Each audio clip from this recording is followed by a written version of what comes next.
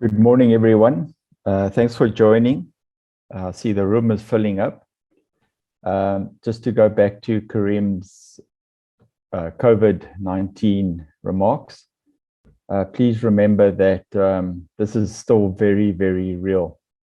If any of you don't know what's happening in Europe, France is in high alert with COVID.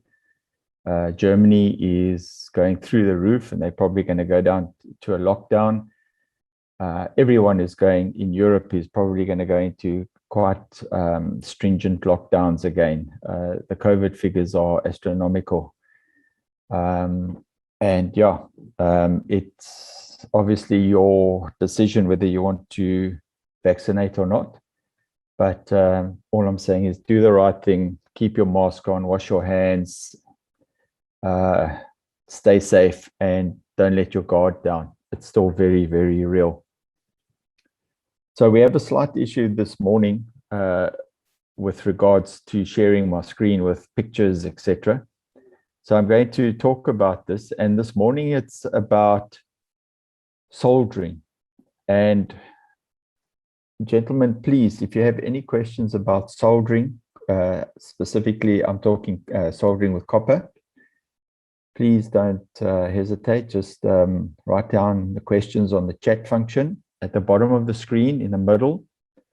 You'll see participants, questions and answers, and then you'll see chat there. Just type away, and as I see them, I will try and answer them.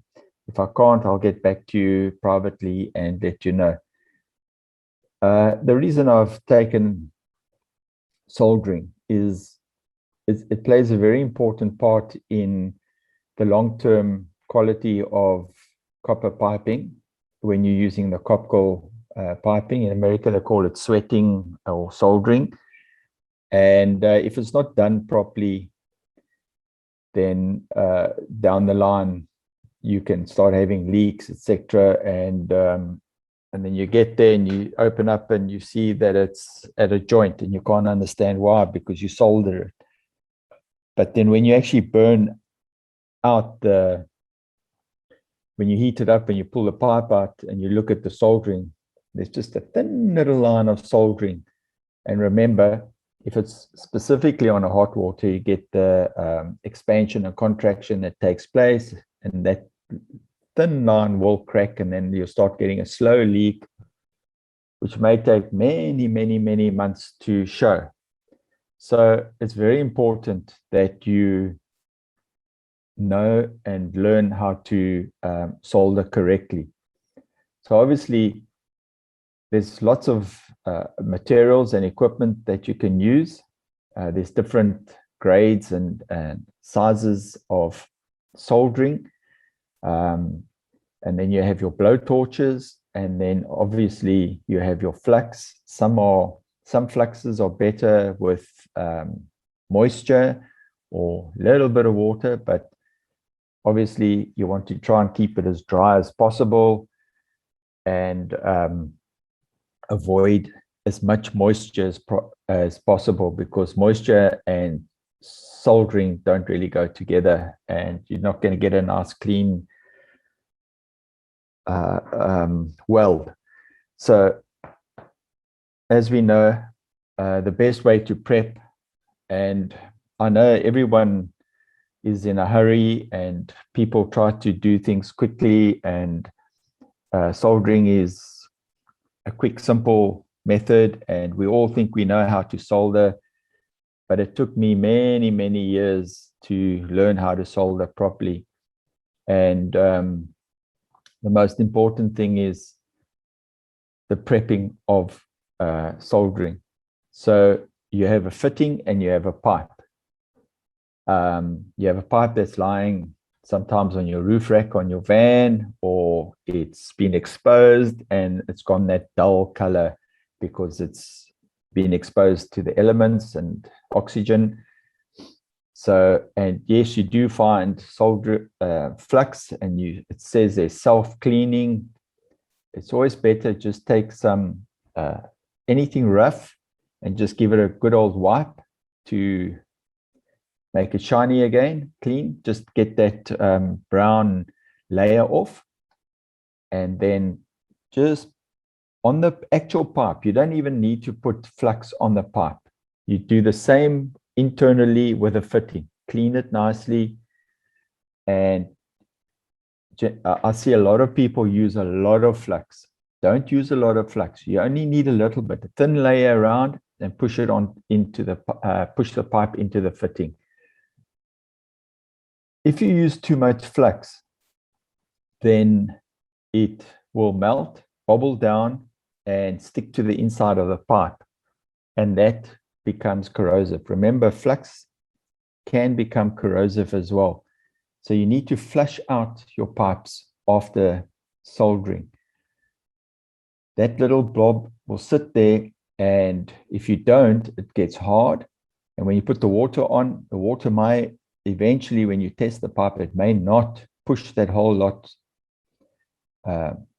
off the pipe, dismantle it from the surface. And what happens is pinholes occur when the inside of the pipe has something sticking to the inside of the pipe, a little grain of whatever. In this case, it will be flux, maybe mixed with a bit of solder. And as the water passes that, it causes a whirlpool around that. And it's like a drill, slow drilling. And that's where it pops a hole in the side of the wall.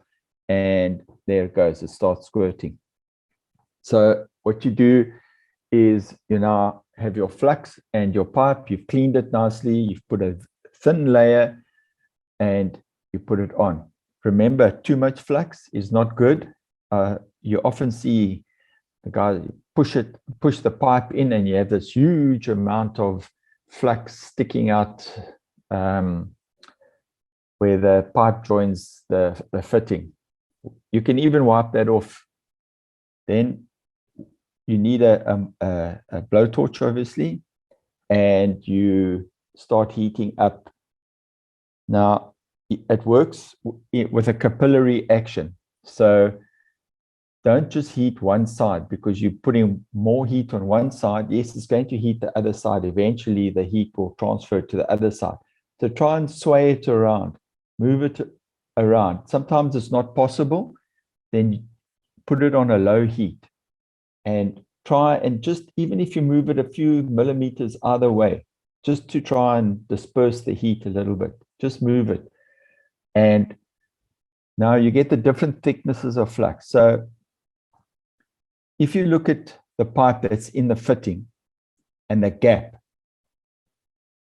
you see people that solder, they keep soldering until it's just dripping, and they just still keep pushing the solder. That's wrong. You're wasting money. Solder costs a lot of money. Flux costs money. Gas costs money. So remember that. Always keep in mind the financial side of things as well.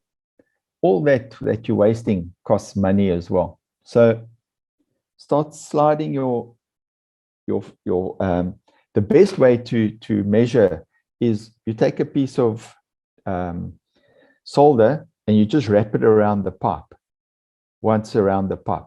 So that little bit is enough to do your soldering. You don't need more than that. Heat it up, evenly heat it. Don't hold it there till it starts, because in the beginning, when you're heating up the pipe and you put the solder on there, it just sends little bubbles off, the droplets of solder off. So put that on, and you solder until you've used that amount of solder that you've measured, and that's enough. It shouldn't. So if it's hanging on a horizontal plane and you solder it, there should be nothing hanging. There shouldn't be a little bubble hanging. Then you've gone a millimeter or two too much. And don't move it. Let it cool down first, and then you don't need a wet cloth. Just take a dry cloth and give it a good wipe.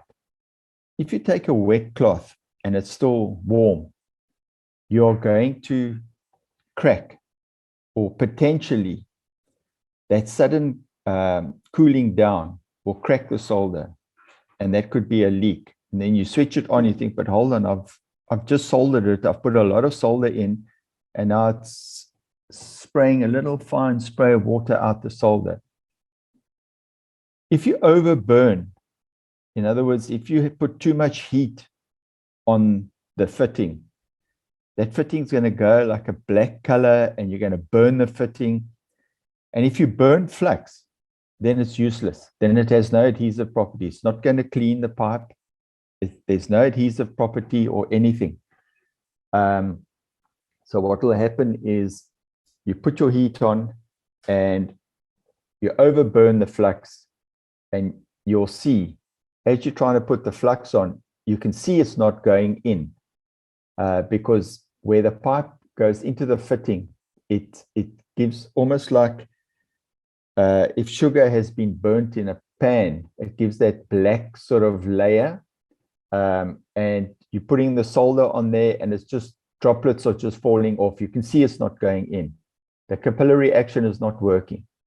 So that is a clear indication you've overburnt it. And there's nothing you can do then. You've got to either cut that piece out or see if you can burn it out again. But then you've overheated everything, the pipe, the fitting, everything. And you're going to have to start again. And that's a waste of materials. So it's very important that you teach your guys and you watch them how they solder and how they flux things. So what you do is, as I said, go back to the beginning again. You prep everything. Make sure you just give the ends a wipe. You buy that,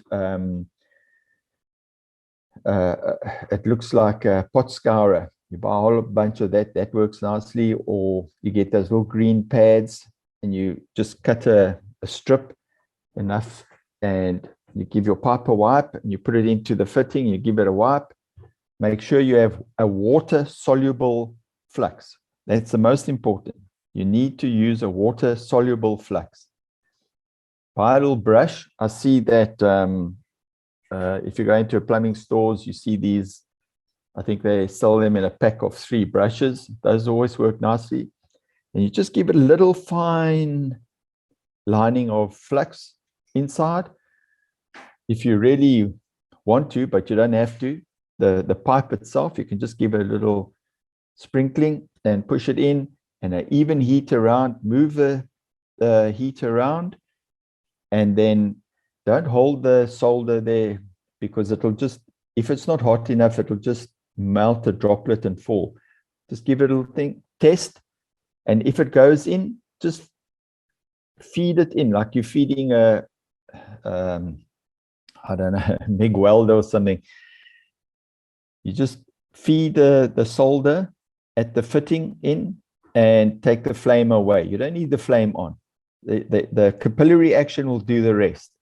It'll evenly spread it around the fitting. And then you can just maybe just, when you're finished with that, because remember, as I said, you're just using a small piece of solder that you've measured. In other words, the diameter of the pipe, that's it. That's the amount of solder you use.